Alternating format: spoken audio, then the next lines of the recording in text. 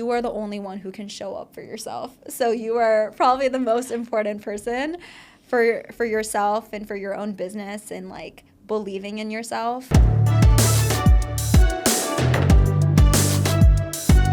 Sit still, look pretty. Hi everyone, and a warm welcome back to Sit Still Look Pretty. I can't believe that the year is almost ending and that we are winding down for the entire year. Is it just me, or like the year just went by so fast? But here we are. This is almost like a Christmas special kind of a thing that we are winding down for. As always, it feels a little bit special to be away from home for the first time during the Christmas period. But for anyone that is away from their home in New York, sending lots of love. Stay warm even though it's so cold this time round. But now getting into the podcast episode for this month, I am joined here with Sanya. She's the creative force behind Farishta Flowers, a Brooklyn-based floral studio known for its bloom and out-of-the-box arrangement that, to me personally, it blurs the line between art and nature, because who doesn't love receiving flowers?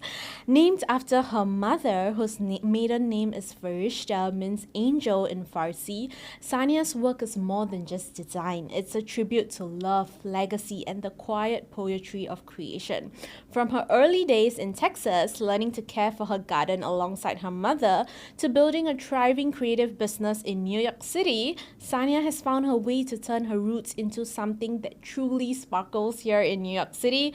Her story is more than just flowers, if you ask me. It's about identity, artistry, and finding purpose in beauty. So without further ado, welcome to the podcast, Sanya. So happy to have you here. Thank you. And you described me so well. I appreciate your kind words. Flowers is such like a soft, beautiful thing. Like I said earlier, who doesn't love like receiving flowers? But I want to trace it back to your childhood firstly and talk a little bit about you.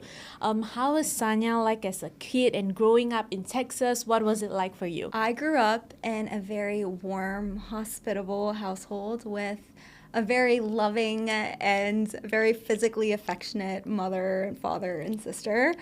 And yeah, with Pakistani roots, I think we are all just like very loving. We make a lot of food for each other. We have hot chai and we sit around the dinner table and we talk for so long. So I grew up in a very loving household with a lot of Pakistani friends as well. So they would invite me into their homes, and their family is my family. But yeah, I had a lovely childhood back in Texas, and I miss it all the time. And what exactly kind of inspired your love for flowers, if I can put it that way? Yeah, so my mother, who this business is named after, inspired my love for flowers and for nature in general. She has a garden in our backyard, and we had a rose bush, and I would pick flowers from the rose bush and make arrangements out of them when I hated my 9-to-5. But yeah, she inspired my love for flowers, and she is the strongest, most beautiful angel I could have ever asked for. So really, this is all because of her. What would you say is like your fondest memory with your mom in the garden? It could be even like a conversation you guys had that is probably like close to your heart, anything. I remember we grew hibiscus flowers. Okay. And so hibiscus flowers, I mean, when like all flowers, they're kind of closed off until they bloom, and they bloom so big and beautiful and bright pink. And I remember picking the hibiscus flowers with my mom and making hibiscus tea out of it, and it just felt so grounding. Like I felt so connected to Mother Earth and to nature, which now in New York I feel so disconnected sometimes. And being around flowers definitely helps, but I think there's so much beauty in spending time with your family and being out in nature. There's nothing more fulfilling. I feel like the way you narrate it, I have like the picture in my head, and it sounds so beautiful. And that brings me to ask you, like, why did you move from like Texas to New York City? What inspired that move? A really bad breakup. It's always about love, isn't it? Anyways, I just wanted a fresh start. Yeah. I got a job opportunity in Texas. I worked at IBM in hardware sales. Okay. super sexy. Yeah, she's a cool girl. Like, she didn't say much, but she just dropped it right there. Okay. I was like a corporate baddie before that terminology even came out. And I absolutely hated it. I felt so unfulfilled by it. And I remember I started Farishta Flowers as like a website where you could say what your favorite flowers were, and I would make like a custom bouquet for you. Okay. And so it was very, I don't know, startup-y. But then after doing flowers like that, I realized I was like, what if I ever start Farishta Flowers again, and it happened to be in New York, I promised myself that it would be more creative, and it wouldn't be so methodic, and I would be able to do it the way I really felt like I wanted to do it. So I moved to New York for a marketing job to get away from my hardware sales job, and then I was like, this is the time to start Farishta Flowers again. I'm curious, like, it's a big city with a lot of ambitious people that we are surrounded with. Sometimes it is inspiring, sometimes it is intimidating. I feel like I am still trying to like get used to all those emotions. So when you first thought about like starting it all over again, like was it something that you were like, yes, like let's do this, let's get it, or was it a little bit like, were you apprehensive? I was really scared. I went to the New York City Flower District, which have you ever been there? No, never. Okay. You should check it out sometime. It's in Chelsea. It is the biggest flower district in the United States, as far as I know. There's flowers from all over the world. And I remember going there the first day and being absolutely overwhelmed. Everything is wholesale. It's all about the people you know. Everyone's yelling at each other. Like it's crowded. I mean, it's like New York, but it like in its own nutshell, the flower district, you know. And I remember thinking, I'm like, oh, it's gonna be so hard for me to like find my way and pave my path here. But slowly you start making connections. Slowly you start recognizing the suppliers and having relationships with them. They ask you how you're doing. You ask them how their daughter is doing. And you grow a bond. And you do that with anything in life. But I did it with this job as a florist. I know my suppliers. I know my clients. I know my freelancers. And slowly those relationships just make the job so much easier. Do you officially started like at a studio space itself, or did it start off small, like at home? It started off so tiny. I would take anything on, absolutely anything on. And I was working from my 3rd floor apartment. It was a walk-up in Brooklyn. And I remember like carrying buckets of water with like water sloshing up and down the stairs, and like having to rent a U-Haul and driving a U-Haul in like Times Square and crying because I'm like, I don't know how to parallel park. I'm so stressed. I'm from Texas. Times Square is not for the weak, I have to say. No, it was terrible. And then like I have to like find a parking space, but then I went to a parking garage and they're like, no U-Hauls allowed, and I'm like, I have flowers. It started off crazy, like so chaotic. I didn't know what I was doing. That being said, I probably should have gotten more experience before I started my own business, but I kind of just went into it and I'm like, okay, I'm gonna learn as much as I can. But I would do little pop-ups in McCarran Park where I would do like donation bouquets, give what you can, struggling artist. And then eventually my name got out there. You learn the formula. You learn what works. You find drivers that can drive for you, so you don't have to. You find freelancers who like get your style, so you can take on more jobs and you don't feel so stretched thin. And little by little, it gets easier. You make this sound too easy, but like I think one of the best things that you have done is probably to like just throw yourself in, because as much as it's like a messy process, like for an example when you were explaining like I had to drive down and things like that, but I feel like that's one of the best ways to like learn quick, to know things and things like that. And I feel like for yourself it's like so nicely like shown the journey from the time that you started to where you are right now. Like just looking back and reflecting, how do you feel about this whole journey from the point that you started to where Farishta has reached today? Did you ever think that it would grow so big? No, I genuinely didn't. I would look at other florists at the wholesaler getting like boxes and boxes of flowers, filling up their vans and being like, I can never be on that level. I was like picking like 20 stems and being like, this is all I can afford. But then I remember anytime I would treat myself to get flowers and make arrangements out of them in practice, I would do it over and over again. I would make one arrangement and then I would do another one in a different style. And I remember I continued to grow and to learn. I never compared myself to other florists. I definitely knew where I stood. And I think because of that, I was able to take it slow. And so when I did grow, it felt like, oh, now I like deserve to be at this level because I struggled this much. And now I deserve to be at this level because I struggled this much. So when I got my floral studio finally, I was like, yeah, I've struggled enough in that apartment. So when I found my driver, I was like, yeah, I definitely went through it. And I think it's the struggles that make you so much more appreciative of where you are now. That's so well said.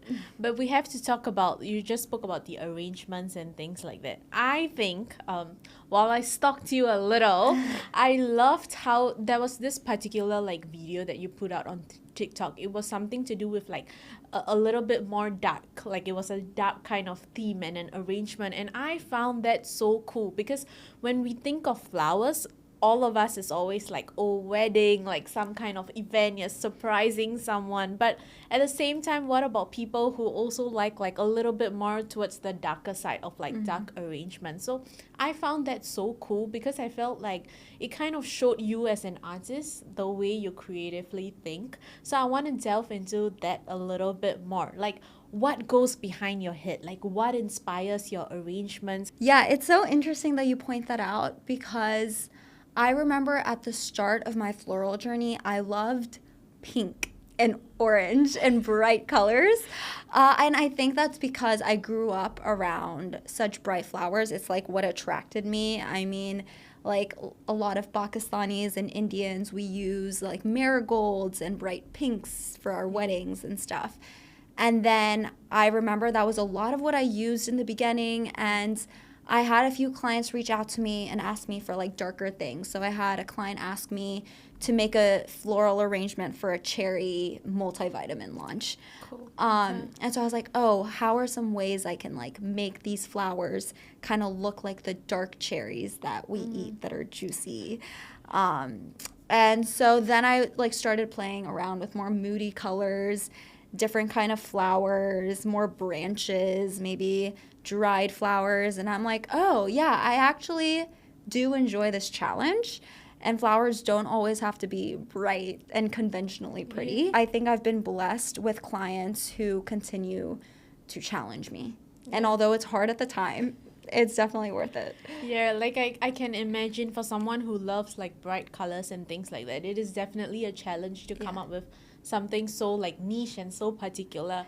So in that way, it is really cool, like what you just shared. Moving on to probably something, I know this was one of those things that challenged you. Would you say that was there ever like an event or something that you were asked to do for which maybe it could have turned out a little bit messy, or maybe you were not satisfied? Do you have any such stories? As a business owner and an artist, I've had to accept the fact that I can't be 100% proud of everything I make, and that's okay. And it took me a while to like just accept it, but you can't always produce your best work. You're human. We have nights where we don't sleep. We have weeks where it's like client on client on client on client. And so I've given myself grace, but there are definitely times where I like will make something and I'm like, yeah, that's not what I would like. But at the end of the day, it's kind of what I've discussed with the client. It's the color palette that the client wanted. It's specific flowers. Like, I don't love using eucalyptus. Personally, it's not my favorite greenery. That is interesting. I was going to ask you, is there any type of flowers that you're just like, oh, okay. Yeah, eucalyptus ain't my cup of tea. But I like literally have clients that want eucalyptus. So at the end of it, I will I will make it the best that I can make it, Yeah. but I know it's just not what I would like. You have to take your own ego out of it at some point because it's their wedding, it's their event, they're hiring you on as a vendor, and I think that's where it gets really hard because I consider myself an artist more than a business owner, but at the end of the day, you need to make money. New York is an expensive city, and you got to give them what they want.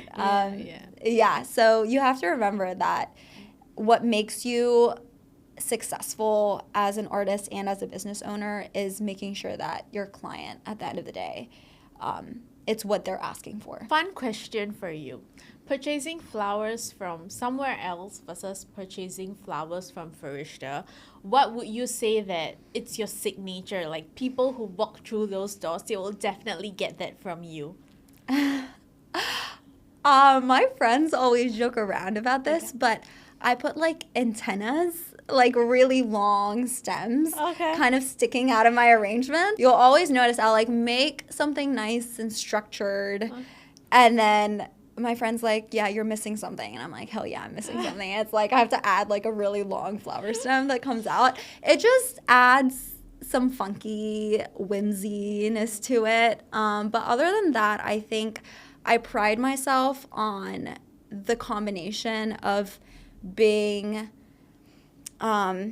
very sculptural and then kind of intertwining that and being very natural along with it. So using hydrangeas and like calla lilies and very sculptural flowers, but like adding like viney clematis or jasmine or something that like kind of adds like a little bit of a whimsy look. Combining the two is kind of like my niche. I feel like I want to create like a fake event for myself just to get an arrangement from you because I feel like your arrangements are so beautiful. And something that I want to delve a little bit into with you would be we have to talk about your Pakistani roots because I feel like when I first came to New York, something that I noticed like within like my few days here was the fact that it is so diverse here in the sense of you get to meet people from all sorts of culture and things like that. But I've always wondered that do you ever have any instances where like you feel that like I am unable to express myself fully? That could be one, or it could even be the opposite of like you just enjoying your culture way much more here, having avenues to express yourself. So I want to ask you the question of like, how did you feel when you first came here, and how has that perspective of your cultural roots like changed ever since? That's a good question. I think as a Pakistani woman, I don't see many Pakistanis going into like artistic fields or careers. And I wanted to be someone that definitely like changed that. I want people to know that it's not as scary as sometimes our parents make it out to be. So true. And I think in New York, I'm meeting more people where they have side hustles. Yeah. So they'll be doing their corporate job, and then they'll have like a side hustle where they're content creating or doing ceramics or some sort of like creative outlet, which I think is wonderful if you want to keep affording the city. But I've always had the mindset of like, if not now, then when? I'm like in my 20s, I don't have children, like nothing like really like tying me down. Now is my time to like take a risk on myself and really pursue my passions and my creative journey.